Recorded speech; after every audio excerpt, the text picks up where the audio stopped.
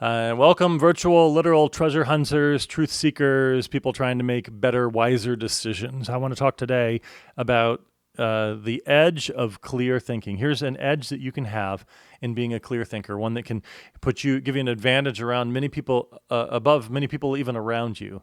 And the edge is something that doesn't seem to be a particularly popular virtue today. It's the virtue of humility when we're debating. It makes us smarter. Let me talk about how humility can actually make us smarter. So whether you're working on puzzles, you're in treasure hunts, or you're in debates about serious issues, or our biggest blind spot isn't missing the right answer. It's oftentimes just refusing to hear it.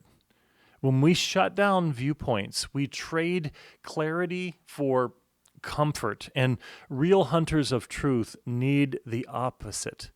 We want clarity over comfort. We want clarity even when it's not comfortable. That's what's going to lead us to the treasures that we're seeking. And so let's talk about 5 ways that we can begin to do that a little bit more. As always, I have 5 jotted down that I'll take a look at here, and I'll make some comments about. The first one is treat every idea as data. So even bad ideas reveal something. They tell us something.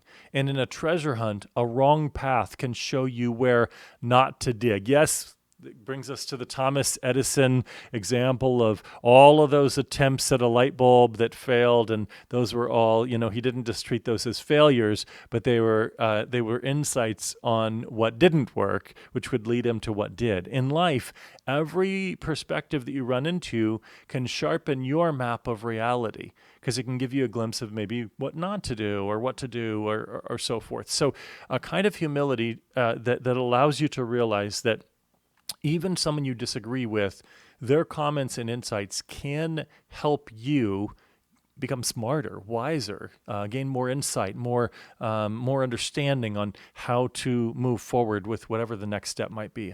A second one is realize that echo chambers tend to kill insight. If you only hear voices that agree with you, you're training a kind of shallow thinking. Treasure hunters who only follow one theory miss the clues that are in plain sight. We want to be aware of those echo chambers. That's why you want to have some kind of disagreement. An echo chamber is a place where everyone just sort of agrees with you.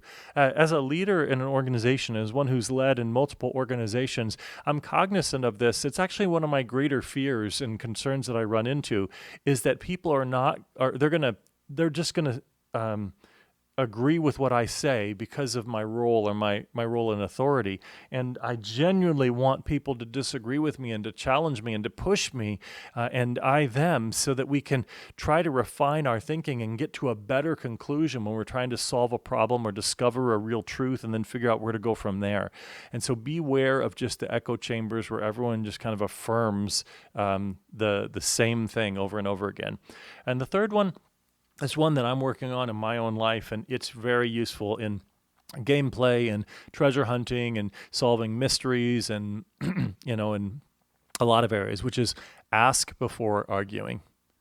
And genuine ask before arguing, not gotcha questions, not questions to try to prove you wrong. So I've come with my line of thinking so I can make you look bad. No, I'm going to genuinely be a understanding seeker. I'm going to ask questions. Humility starts with curiosity. Instead of shutting someone down, ask, what makes you think that? Or, you can develop and refine your skill in questioning. I think I have a couple of other videos on this channel about the art of asking questions, and I'm sure I'll create more over time. But asking questions trains your mind to test things more than just react to them emotionally, and to really gain some understanding or insight. And the reality is, unless you really believe that might makes right, and that power is the way forward, and you just need to become the powerful person and shut other people down. The only other way forward is some real conversation and real, genuine, shared truth-seeking together, and treating people with dignity and respect, and being willing to listen and learn from them. Doesn't mean you have to agree with them all the time, but this is a really good thing. there's a passage, even I come from a Christian background, and there's a passage in First Corinthians that defines love with a series of virtues. It says love is patient and kind. It doesn't envy or boast. It's not arrogant or rude. It does not insist on its own way. It's not irritable or resentful. It does not rejoice in wrongdoing, but it rejoices in the truth seeking. Love bears all things, believes all things, hopes all things, endures all things. Love never ends, or love never fails. Some interpret it. There are some real virtues there for truth seekers, for all of us, regardless of all of your beliefs. That there are some really powerful human virtues there that can lead you toward discovering literal and metaphorical treasures, discovering real truth. If you're all just about sort of getting your way and winning some kind of battle or war, I guess that's a different kind of thing. But if you're actually about ending at a destination of truth and of wisdom and of real problem solving, then that's going to take asking questions before arguing. The fourth one is treat debate as a form of training, not war. So you can actually care about someone and engage in debate. Debate is not hate. Debate is not, it doesn't have to be like a destroy my enemy kind of goal. Debate is a place where you're engaged in a kind of intellectual sparring. And the goal isn't to crush the other person, but it's to sharpen your thinking and the thinking of the other person, to engage in a shared conversation in pursuit of something that's good and true and beautiful and noble and admirable and praiseworthy. And that is a really good thing. This mindset will make you better at puzzles, decisions, at metaphorical, literal treasure hunting, all sorts of things. And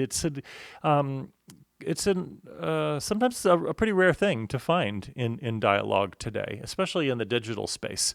So be one of the people who chooses the road less traveled. The last one is the treasure of dissent. So the viewpoint you're tempted to silence may actually hold the key to the next step forward. Even if they're not right, you may notice something about how the other person thinks about it, or about the other side thinks about it, that will give you some kind of insight that you'd not thought about before. Hidden even within false claims are some truths and facts that can be useful for your pursuit of discovering that literal or metaphorical treasure sometimes. Great hunts are cracked when someone offers the one idea that no one else considered. So when you're thinking about it, especially in discovering treasures and solving problems and making progress toward creating something that's really, really valuable, you could have someone that gives you an idea, and there are 10 truth claims in that idea, and 9 of the 10 are false, but the one that's true is something that no one else has thought about, or that you've not thought about, and it can strengthen your position. So have the humility to treat other people's ideas as possible treasures to be discovered. If you put these 5 together, not only is it going to help you be a better metaphorical and literal treasure hunter, but I would contend that it will help you embrace a kind of virtue that makes that benefits you and the people around you and your community and your organization. So this one goes even far beyond gameplay. I hope you find this useful. I look forward to your comments.